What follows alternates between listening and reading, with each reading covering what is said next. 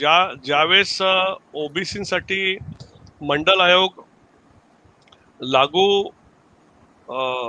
होत होता किंवा आपण क्रिमिलेअर लागून लागून तो मग झाला, तर त्यावेळेस या देशातले जे आताचे सध्याचे दोन राष्ट्रीय पक्ष आहेत त्यातला जो काँग्रेस पक्ष तेव्हा जो रूल करत होता त्यांनी तेव्हापासून, कारण आपल्याला माहित आहे की जर का आपल्याला जसं आता माननीय मेश्रामजी बोलले की इक्वॅलिटी केव्हा येईल, इक्वॅलिटीच्या आधीची स्टेप आहे इक्विटी, की तुम्ही लोकांना त्यांच्या हक्काचं डिस्ट्रीब्युशन करावं लागेल. आणि ज्या रिझर्वेशन हे सर्वांना त्यांच्या हक्काचं डिस्ट्रीब्युशन करणारं असं साधन आहे. आणि ते जे साधन आहे ते साधन आता SC STच्या व्यतिरिक्त ओबीसीसाठी सुद्धा आरक्षण लागू होत आहे हे कळल्याबरोबर त्यांनी भूमिका घेतली. कारण कारण आपण एक लक्षात ठेवलं पाहिजे की आपल्याला जर का सोशल वेलफेअर स्टेट क्रिएट करायचं असेल, कल्याणकारी राज्य निर्माण करायचं असेल, तर कल्याणकारी राज्य निर्माण करायचा जे टूल आहे, जे साधन आहे ते आहे सोशल जस्टिस. आणि सोशल जस्टिसला सर्वसाधारण लोकांच्या भाषेमध्ये जर का बघायचं झालं तर आपण त्याला आरक्षण म्हणतो, बरोबर आहे.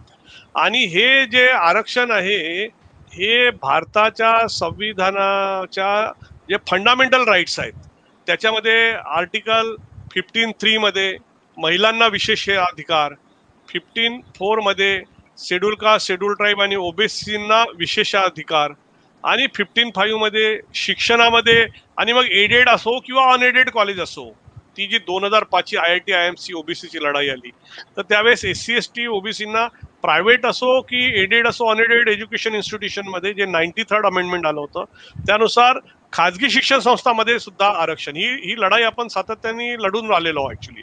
आणि आपला जो पट्टा आहे तो कव्हर करून राहिलो. मग आपण नंतर पण त्यांनी काय केलं की त्यांनी त्यांची जमीन वाढवायसाठी म्हणून खाजगीकरण, उदारीकरण, जागतिकीकरणाचं हे केलं. म्हणजे सोशल जस्टिस किंवा सोशल वेलफेअर हे निर्माण करण्यासाठी आणि इक्विटीचं डिस्ट्रीब्युशन करण्यासाठी केंद्र सरकारच्या किंवा राज्य सरकारच्या नोकऱ्या किंवा त्याच्या अधीन असणारे जे सार्वजनिक उपक्रम आहे हे एक साधन आहे ज्याच्यातून त्या नोकऱ्या जाऊ शकतात, ते डिस्ट्रीब्युशन होऊ शकतं. तर त्यांनी सर्वात पहिले पब्लिक सेक्टरच खतम करणं सुरू केलं आणि असं सांगितलं की हे घाट्यात आहे, हे सरकारचं काम नाही. आता ते म्हणतात मिनिमम गव्हर्नन्स, बरोबर आहे. तर अशा प्रकारचे नवीन नवीन कन्सेप्ट त्यांनी आणले. पण या जागा ते कमी करत राहिले ज्या जागा आपल्याला वाढवायच्या होत्या. मग दुसरीकडे आपल्यामध्ये आणि याच्यासाठी प्रत्येक वर्षी आकडेवारी उपलब्ध करायची तर त्यांनी जनगणना बंदच केली होती. मग मग जर का त्यांनी खाजगी शिक्षण संस्थांमध्ये आरक्षण दिलं तर ते खाजगी नोकऱ्यामध्ये ते आरक्षण का देत नाहीत, किंवा मग सुप्रीम कोर्टामध्ये, हायकोर्टामध्ये सुद्धा ते आरक्षण का देत नाही. कारण त्या IAS आणि IPS सारख्या नोकऱ्या आहेत. इकडे IAS आणि IPS मध्ये जेव्हा तुम्ही SC ST ओबीसीना 50% रिझर्वेशन दिलं तर ते सुद्धा पेड सर्वंट आहेत, हायकोर्टाचे जज आणि सुप्रीम कोर्टचे जज. तर तिथे तुम्ही 50% रिझर्वेशन का देत नाही. हे असे काहीतरी मूलभूत मुद्दे घेऊन आपल्याला बहुजन समाजामध्ये जावं लागेल. आणि आहे त्या स्थितीमध्ये जसा आता मेश्रामजींनी सांगितलं की शाहू महाराजांनी 1902 मध्ये तो जो ऑर्डर काढला होता किंवा त्यांनी त्या कलरचं उदाहरण दिलं की त्याला हे, तर ते 1902 ला ते SC ST ओबीसीला रिझर्वेशन किंवा मराठ्यांना रिझर्वेशन देऊ शकतात बहुजन समाजाला. आणि एकीकडे मंडल आयोग लागतो तो देशाला स्वातंत्र्य मिळून 40 वर्षांनंतर, म्हणजे राजकीय स्वातंत्र्य मिळाल्यानंतर 40 वर्षांनंतर सामाजिक स्वातंत्र्याचा एक कलम लागू होतं ओबीसीसाठी. आणि जेव्हा आपण राजकीय पारतंत्र्यात आहोत तेव्हा सामाजिक स्वातंत्र्याचं जे कलम आहे ते शाहू महाराज 40 वर्ष आधी लावतात. म्हणजे 40 वर्ष आधी पॉलिटिकल स्लेव्हरीमध्ये सुद्धा सोशल एम्पॉवरमेंट शाहू महाराज करू शकतात. आणि इकडे आपल्याला पॉलिटिकल फ्रीडम असताना आपलं सोशल एम्पॉवरमेंट होत नाही. ह्याच्यामध्ये आपण हे समजून घेतलं पाहिजे की जोपर्यंत राज्यकर्ते शाहू महाराजांसारखे बनत नाहीत तोपर्यंत ते सोशल एम्पॉवरमेंट करणार नाही. आणि त्यासाठी म्हणून आपल्याला आपली स्वतंत्र, आणि पण तोपर्यंत आपण कसं लढायचं तर वारंवार ऍक्च्युली हे जे सोशल फेस आहे सोशल फेस जे देशाचं आहे ते तुम्हाला फक्त जनगणनेतून मिळतं. म्हणून त्याच्यामुळे सातत्याने जनगणनेचा आग्रही मागणी करणे. आणि मी आता तुम्हाला सांगतो, आणि एकीकडे त्यांनी असं केलं की खाजगीकरण, उदारीकरण, जागतिकीकरण काँग्रेसने सुरू केलं, तर दुसरीकडे जो भाजपा हा जो पक्ष आहे यांना लक्षात आलं की ओबीसी हा हिंदू मधला जो गट आहे तो अतिशय भावनिक गट आहे. तर त्यांचं त्यांनी धार्मिक ध्रुवीकरण सुरू केलं. त्यांना सांगितलं की हिंदू धर्म धोक्यात आहे आणि मुसलमानामुळे आपल्याला आपला धर्म वाचवावा लागतो. आणि एकूणच शिक्षणाचं प्रमाण कमी, बेरोजगारीचं प्रमाण जास्त, अशा वेळेस माणसाचं डोकं चालत नाही आणि माणसाला कुठेही भावनिक घेऊन जाता येतं. तर अशा याच्यामध्ये काही एक ओबीसी मधला चंक जो आहे तो त्यांनी तिकडे घेऊन गेले, आणि जो आज आपण त्यांना भक्त या नावाने ओळखतो. तर हा जो भक्त आहे या भक्ताला सुद्धा आपण आव्हान करायला पाहिजे की असं जर का आहे तर मग आसाराम जेलमध्ये का आहे, राम रहीम जेलमध्ये का आहे, किंवा कित्येक बाबा बुवा आज जेलमध्ये आहेत. तर त्यांना सांगायचं हे जर का जेलमध्ये याचं मुख्य कारण हे भारताचं संविधान आहे. हे संविधान जे आहे ते जे लोक तुम्हाला गुमराह करतात धर्माच्या नावावर त्यांना जेलमध्ये पाठवू शकते एवढी त्याची ताकद आहे. आणि तुम्हाला गुमराह करण्याचं काम कोणी करणार नाही. भारताच्या संविधानाने तसं बघितलं तर सर्व धर्म समभाव, म्हणजे आपण freedom to preach, propagate and profess the religion हे तर दिलं आहे आर्टिकल 25 पासून 28 पर्यंत. आणि पण तुमच्या भावनांचा उपयोग करून तुम्हाला दोन प्रकारे त्याचा छळ होतो. एक तर तुमचं आर्थिक शोषण होतं की तुम्ही स्वतःचे खिसे लुटत राहता डोनेशन देऊन देऊन, आणि दुसरीकडे तुमचं मानसिक शोषण होत राहतं. म्हणजे मी मग एक कार्टून आता सकाळी आज बघितलं की ते उत्तर प्रदेशचे जे मुख्यमंत्री आहेत ते त्या गंगा नदीमध्ये पूर्ण दूध भरलेलं भांड टाकून राहिलं आहे.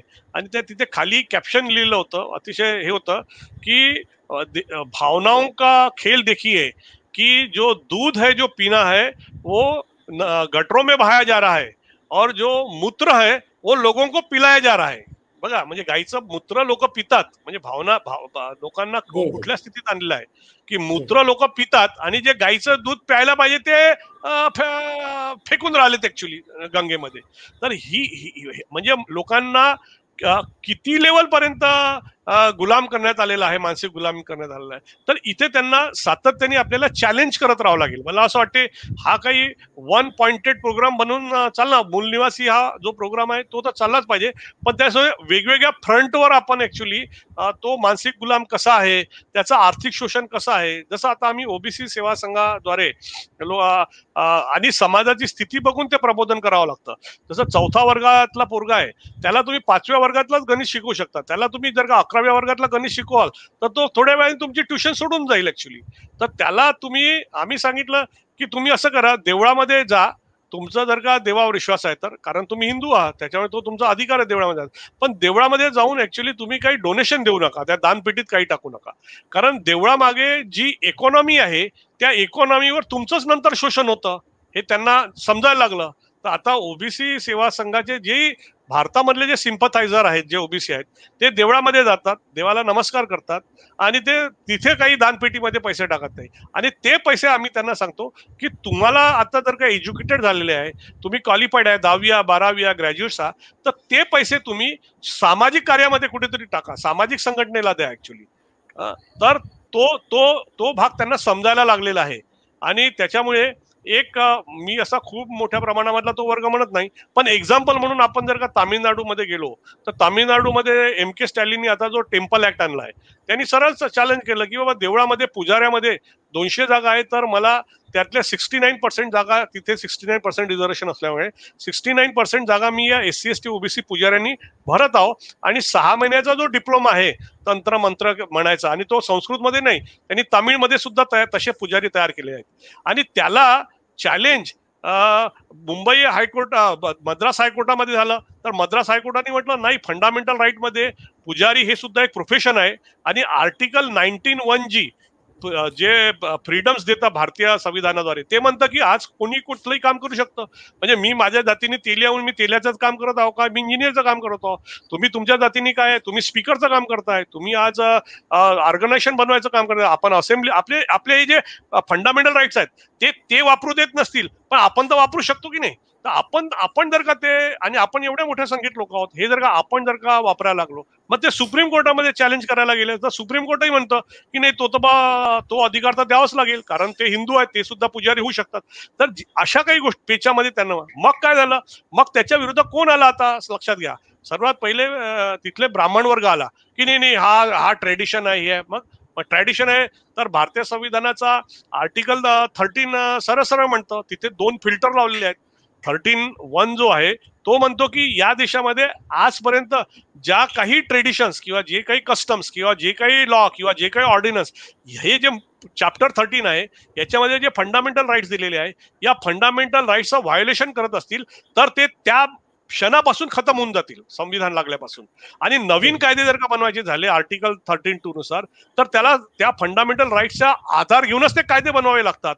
मग इथे आपण सरळ सरळ मला असं वाटते की अच्छा, मग मग जेव्हा जेव्हा ब्राह्मणांची ताकद तिथे कमी पडली त्याच्या विरोधात, तर भाजपानी तिथे मुद्दा घेतला की भाई डीएमके ये हिंदू विरोधी पक्ष आहे करके. तर द्रविड लोकांनी म्हटलं की हम कहा हिंदू विरोधी, हम तो हिंदू ही आहे, तो आप किसके. आणि म्हणून त्या जी कानिमोजी आहे तिचं स्टेटमेंट फार महत्वाचं आहे. त्या कानिमोजीनी म्हटलं की which which which segment of Hindu BJP is talking, please clarify, we are also Hindus. when we want to favor these appointments of the priest in our temples, so तिने इथपर्यंत म्हटलं की म्हणजे भाजपा हा जो पक्ष आहे हा फक्त एका हिंदूतल्या एका वर्गाचं संरक्षण करता आहे का.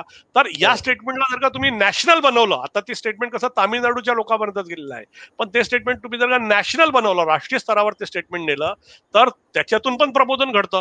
त्यामुळे आपल्याला एकीकडे तर ज्या आपल्या फुलेशाह आंबेडकरांनी त्यांच्या लिटरेचर मधून दिलेल्या गोष्टीचा प्रचार करायचा आहे, पण सातत्याने समाजात घडणारे ज्या घटना आहेत या घटनेमधून सुद्धा, आणि भारताचे संविधान आहे, या संविधानाला धरून काय उहापोह करता येऊ शकतो, हे एक अतिशय इंटरेस्टिंग गोष्ट म्हणजे हे सरकार येण्याच्या आधी न्यूजपेपरमध्ये जे काही प्रिंटिंग व्हायचं त्यामध्ये 6 ते 7% लिगल न्यूज राहायच्या.